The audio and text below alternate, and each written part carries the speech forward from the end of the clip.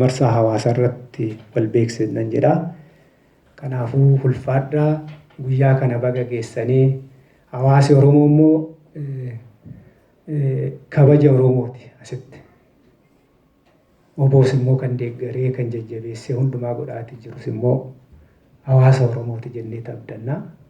Kanaafuu hawaasi keenya jabaadhaa, nuu jiraadhaa, ulfaadhaa guyyaa kanatti argamuun keessan waamicha nuu godhameetti illee tokko taaneetu asitti argamu keenyatti ulfaadhaa jiraadhaan isiniin jedha. Wanna bakka tokkotti taanee mormachuu qabnu turattis immoo yaadanis nu deeggaraa mirga keenya warrumti illee hayyama jireenyaallee biyya kanatti argattanii too jiraattanillee hoo ta'e yaadanis waan godhamuu qabullee hunda nu duukaa dhaabbadhaa bakka tokko dhaabbanneet saba keenyaaf har'a nuti as jiraanne asuflee waraqata keenya bichaa miti.